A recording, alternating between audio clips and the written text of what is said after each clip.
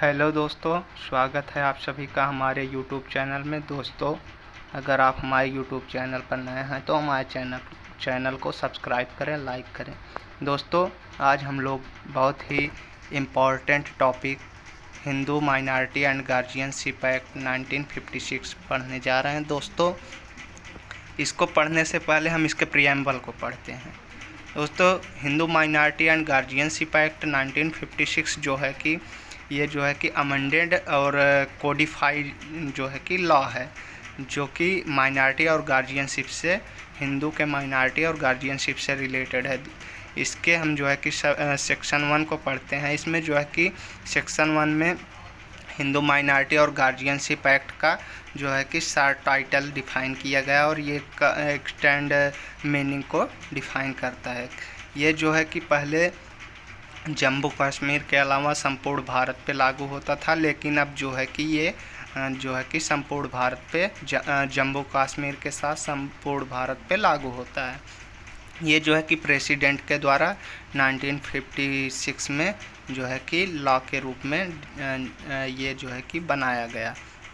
इसके सेक्शन 2 को हम जो है कि पढ़ते हैं। इसमें जो है कि all provision of minority and guardianship act will be supplemented to guardian and wards act of 1890 it is always in support. इसमें जो ये supplement and guardianship and wards act 1819 था, इनके सभी प्रोविज़न जो है कि माइनॉरिटी एंड गार्जियनशिप एक्ट को जो है कि हमेशा सपोर्ट करते हैं। इसी के साथ हम जो है कि सेक्शन 3 को पढ़ते हैं। इसमें जो है कि एप्लीकेशन ऑफ द एक्ट जो है कि इस एक्ट के एप्लीकेशन के बारे में जो है कि बताया गया है। सेक्शन 3 सब सेक्शन ए, इसमें जो है कि बताया गया है कि it is apply who is Hindu bye religion. इसमें बताया गया है कि जो धर्म से हिंदू है, ये जो है कि लॉ उन्हीं लोगों पे अप्लाई होगा, जैसे कि वीरशैव, लिंगायत, ब्रह्म और आर्य समाज, इन सभी लोगों के लिए।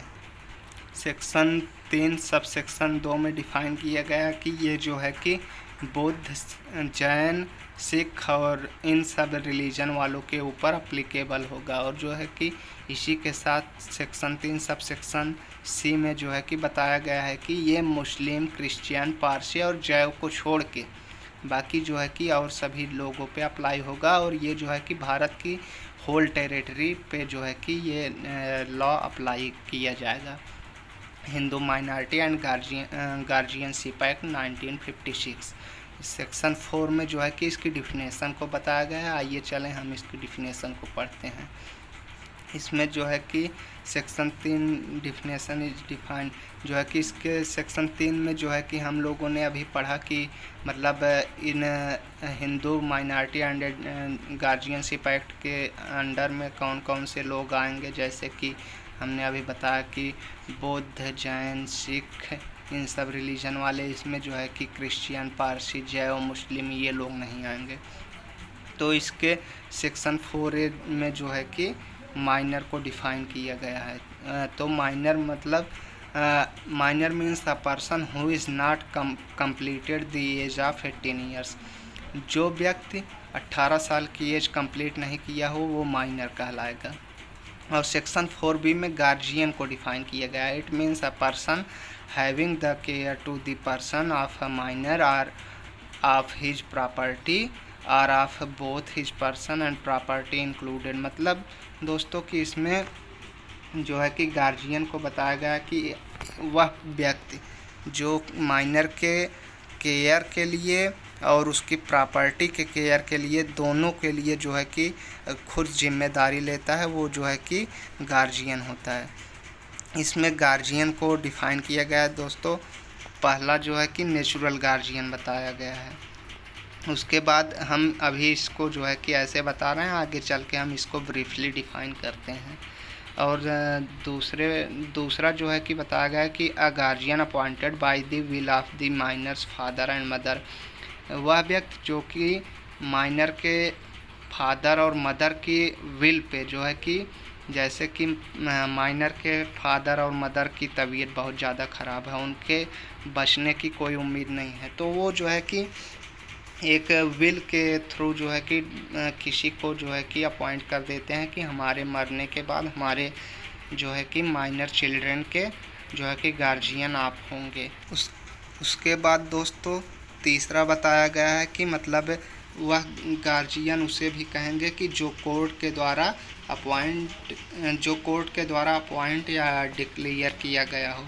फिर दोस्तों इसी के साथ मतलब इसमें बताया गया है कि जो कोर्ट के द्वारा जो है कि जो गार्जियन अपॉइंट होगा जो व्यक्ति, वो जो है कि उस माइनर का प्रॉपर केयर करेगा और उसकी जो प्रॉपर्टी होगी उसका केयर करेगा और वो जो है कि उसकी प्रॉपर्टी को हमेशा जो है कि प्रॉपर केयर के साथ है जो है कि उसके हमेशा हित के लिए सोचेगा। सेक्शन 4C में दोस्तों नेचुरल गार्जियन को डिफाइन किया गया है। नेचुरल गार्जियन हम किसको कहेंगे? उसके माता पिता, उसके ब्लड रिलेशन वालों को, जो है कि जो दोस्तों उसके सबसे खास जैसे कि माता पिता होते हैं जो उसको जन्म देते हैं, उन्हीं को हम जो है कि नेचुरल गार्जियन के कहेंगे। और दोस्तों ये जो है कि सेक्शन 6 में डिफाइन किया गया है, Hindu minority and guardianship act 1956 में। दोस्तों आइए हम नेचुरल गार्जियन को पढ़ते हैं। Section 6 natural guardian of a Hindu minor. The natural guardian of a Hindu minor in respect of the minor person as well as respect of the minor property. इसमें बताया गया है कि जो नेचुरल गार्जियन होते हैं वो माइनर के और माइनर की प्रॉपर्टी के संदर्भ में हमेशा जो है कि प्रॉपर केयर और उनकी रिस्पेक्ट के साथ जो है कि देखभाल करते हैं। Section 6A in case if minor is boy और unmarried girl, father and after him the mother.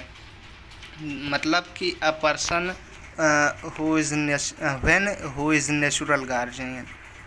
तो इसमें बताया गया है कि मतलब माइनर जो लड़का या अनमैरिड गर्ल है, बॉय या अनमैरिड गर्ल है, पहला तो उसका नेचुरल गार्जियन उसका फादर होगा, उसके बाद उसके एब्सेंस में, उसकी अनुपस्थिति में उसका जो मदर होती है उस लड़के या लड़की अनमैरिड गर्ल की, तो उसकी मदर जो होती है वो जो है कि नेचुरल गार्जियन होगी।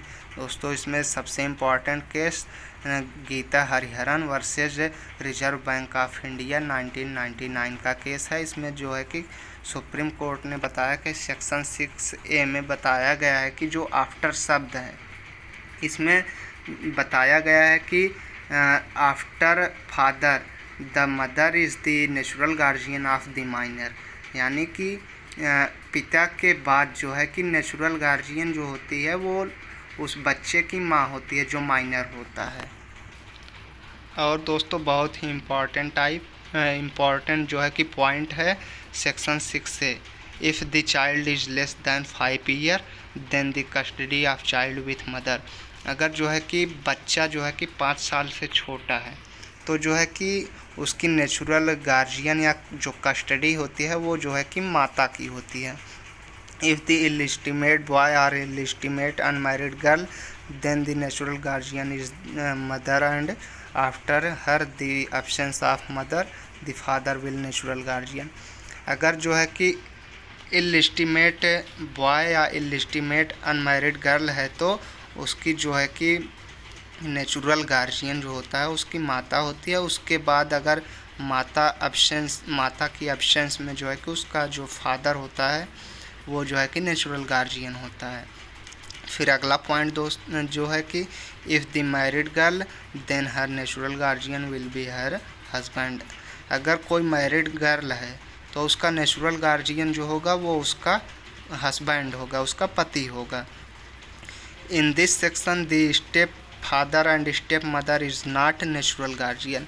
दोस्तों यहाँ पे step father and step mother ये जो है कि मतलब बताया गया है कि जो उनके रियल फादर या मदर नहीं होते, जैसे कि जिनको जो कोई भी एडॉप्टेड जो है कि सन ले लेते हैं, किसी सन को एडॉप्ट कर लेते हैं तो वो उनके नेचुरल गार्जियन नहीं होते हैं।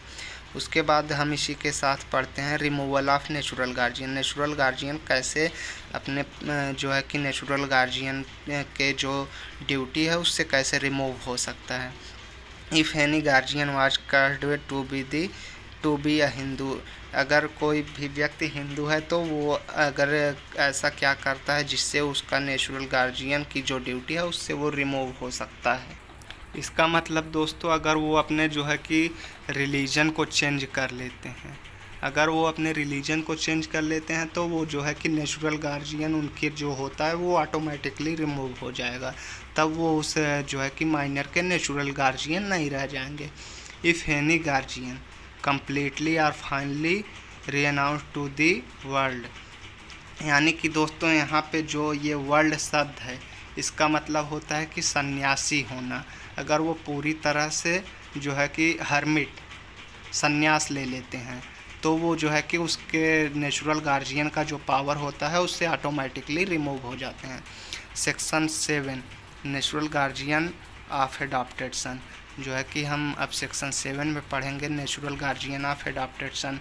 एडॉप्टेड सन जो होता है उसका नेचुरल गार्जियन कौन होगा। The natural guardian of an adopted son who is a minor possess on adoption to the adoptive father and after him to the adoptive mother, यानी कि दोस्तों जो एडॉप्टेड सन होता है एडॉप्शन के बाद जो है कि जो उसका एडॉप्टेड फादर होता है वो जो है कि उसका नेचुरल गार्जियन होता है। उसके बाद जो है कि उसकी जो अगर मान लीजिए एब्सेंस ऑफ एडॉप्टेड फादर, जो है कि एडॉप्टेड फादर के एब्सेंस में जो है कि उसकी जो एडॉप्टेड मदर होती है वो जो है कि उसका नेचुरल गार्जियन होती है।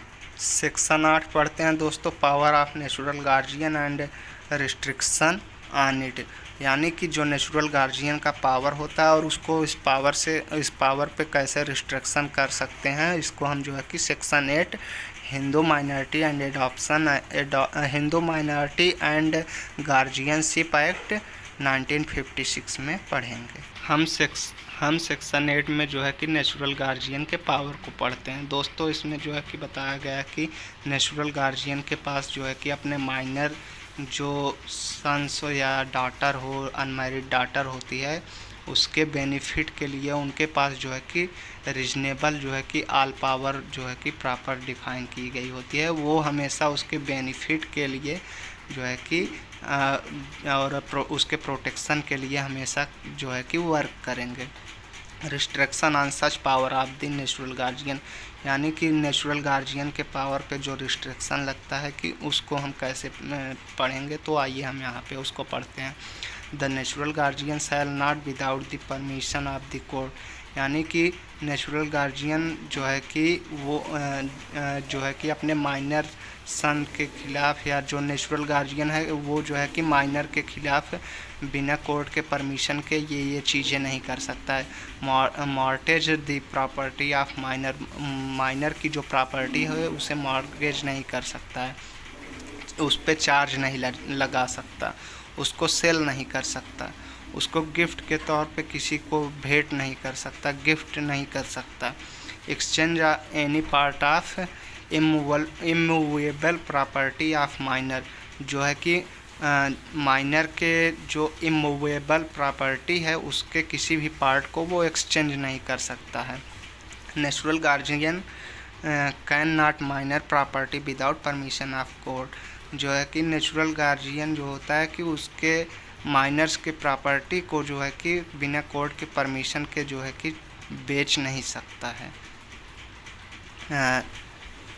he cannot lease for more than 5 years and when the minor become major he cannot more than 1 year, जो है कि अगर वो माइनर है तो उसकी जो प्रॉपर्टी है उसको 5 साल से अधिक टाइम पीरियड के लिए जो है कि वो लीज पे नहीं रख सकता।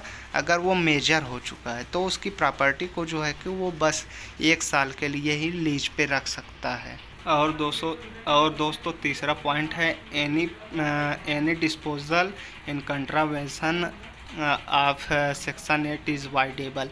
इट मीन्स दोस्तों इसका मतलब ये होता है कि जो नेचुरल गार्जियन होता है वो जो है कि माइनर की जो प्रॉपर्टी होती है उसको जो है कि उस सेक्शन 8 में जो प्रोविज़न दिए गए हैं उनके तहत अगर बाय कोर्ट जो कि उनको जो है कि अपॉइंट किया गया है, अगर वो उनमें से किसी भी जो चीज़ें सेक्शन 8 में डिफ़ाइन की गई है कि जैसे वो जो है कि उसकी प्रॉपर्टी को सेल नहीं कर सकते, मॉर्गेज नहीं रख सकते और गिफ्ट पे नहीं दे सकते, ये सब अगर चीज़ें वो करते हैं तो वो वाइडेबल हो जाती है दोस्तों।